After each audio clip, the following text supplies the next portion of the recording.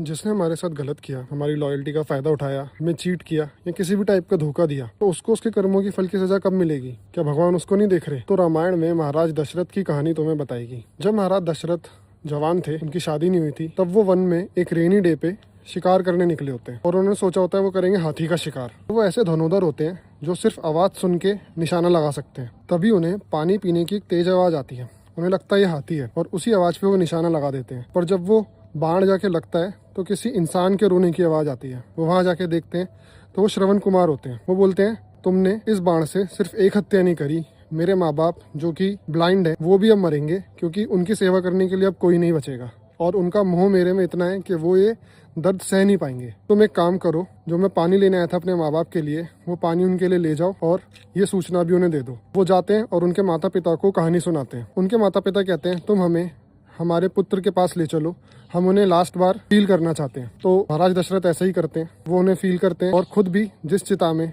श्रवण कुमार मरते हैं उसी में वो भी उनके साथ मर जाते हैं।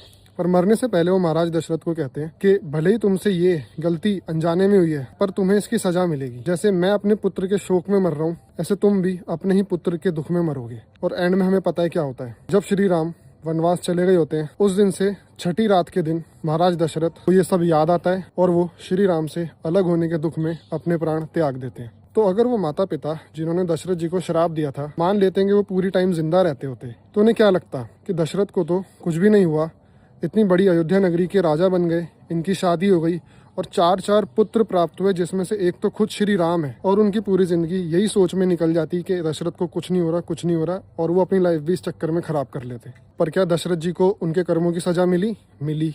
क्या उसी तरह से मिली? श्री राम की छाती में किसी ने बाण मारा? ऐसा नहीं हुआ। सेम दुख जो उन माता पिता ने फील किया था, उसी दुख से दशरथ जी भी मरे, पर टाइम लगा। अब देखो, अगर महाराज दशरथ को उसी वक्त कुछ सजा मिल जाती तो क्या वो सेम दुख फील कर पाते? नहीं कर पाते। कर्मों ने वेट किया, जब ये भी इसी वल्नरेबल कंडीशन में होंगे, बूढ़े हो रखे होंगे, जब इन्हें अपने बेटे की सख्त जरूरत होगी, तब इनको भी इनके कर्मों की सजा मिलेगी। यही सेम चीज हमें भी परेशान करती है। तो ये समझो कि जिसने तुम्हें चीट किया, उसी वक्त अगर उसे कोई चीट कर दे तो क्या वो सजा जस्टिफाइड होगी? उसे जब किसी लॉयल्टी की वैल्यू ही नहीं है तो कोई उसके साथ डिसलॉयल हो जाए तो उसको क्या ही फर्क पड़ेगा? उसको उस चीज की सजा तब मिलेगी जब उसे उसकी सबसे ज्यादा जरूरत होगी। सेम दुख जो तुमने भोगा है वो दुख वो भी भोगेगा, इस चीज की गारंटी है।